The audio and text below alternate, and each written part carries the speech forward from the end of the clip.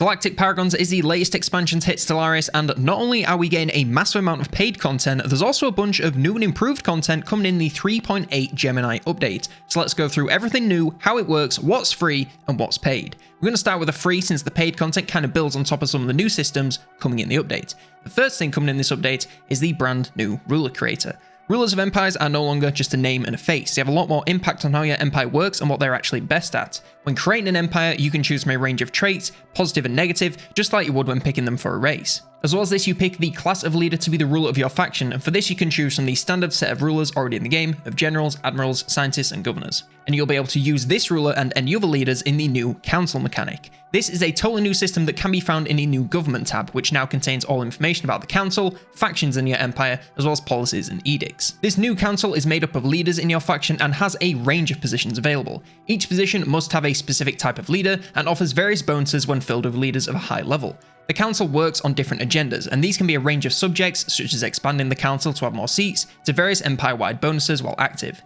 These take a number of years to be progressed, and when complete, can be launched to unlock the full effects. You can also rush agendas through, but this costs a massive amount of unity, so should only really be done if you have tons to spare or are in an emergency. And don't worry, any leaders on the council will still perform their normal duties alongside being on the council. The way you recruit leaders has also seen a massive change, now having a fixed number of leaders per cycle that refresh over time, meaning you're going to have to wait if you don't find someone you like first time.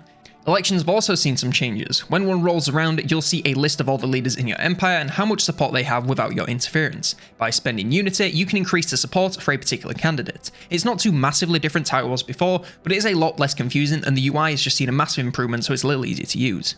Ground combat has also seen a lot of changes. There's been some balance, as well as a new army builder from Orbit. From any station in the same sector as planets, you can build armies up using all planets in that sector to build armies quickly and have them all meet in one place. Any armies recruited will automatically deploy from their planets and meet at the chosen station for easy movement to wherever they're needed. Also now got a sector editor. This lets you add or remove planets from sectors so you can move them around to be in whichever sector is best for them. And finally, you can now give your capital planet a designation from a brand new list, which will cause the focus of the planet to go in one of a number of different ways. Not only is this great for automation, but also even if you're manually building, you can focus your capital just like any other planet and min-max to get the absolute most out of it.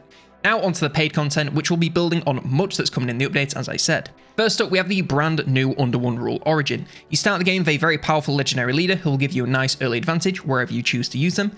You have access to unique ruler traits based on empire ethics. By cementing your ruler's position, you can gain even more additional traits and bonuses to make them personally even more powerful, or you can build a strong state via your council to replace your leader. You also start with a resilient and long-lived species, which just means that they have the perfected genes racial trait. And finally, any empire using this origin must be a dictatorship. Alongside the new leader pool recruitment system, there's also a whole new system based on how you level up your leaders to make them even more powerful. In-game, every leader you recruit will come with their own set of traits, and as they level up, they can unlock more or upgrade the ones that they already have. There is a massive number of traits both from the existing game as well as over 200 brand new ones, so take a read each level up to find what's best for you. There are also some traits only activate when you place leaders into your council, so make sure you're building them into the right thing, otherwise you may never see value from some of these traits. They can also pick up special veteran classes upon reaching level 4, which will offer them more specialized upgrades, encouraging to use specific leaders for specific jobs even more. And if you're thinking this sounds like a lot of work, you can of course just automate it and have your leaders get better without even having to worry about it. But if you're on the absolute max,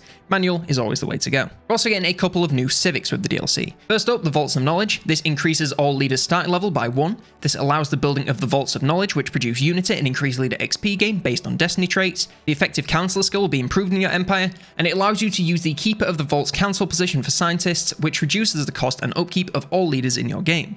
We also have the Crusader Spirit. This will cause all admirals to start with the Zealot trait, which grants you unity whenever their army destroys a ship, and generals all start with the Crusader trait, which does the same but for ground forces. You can only use the Liberation Wars policy, you gain increased ship damage and reduce their cost, and it allows the use of the Lord Commander Council position for admirals and generals, which increases fleet and army damage empire-wide. The DLC also expands the new council system. The paid content builds onto this mechanic coming in the free update by adding many unlockable new positions and agendas, as well as nice changing background art depending on your government type. We're also getting a couple of new tradition trees. We've got Statecraft, which focuses on the government and council of the empire, unlocking new agendas, as well as increasing the speed which your council works. And Aptitude, this focuses on leaders in your empire and making them more powerful, live longer lives, and bring more benefits.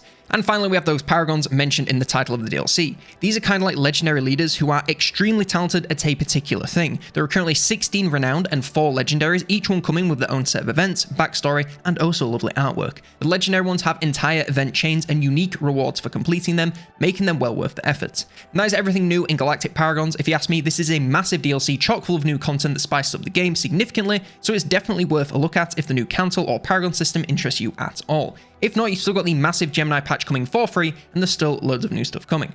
That's all from me. Like, subscribe, and if you want to know how to start your next game of Stellaris, then check out this video for my guide to starting every single game.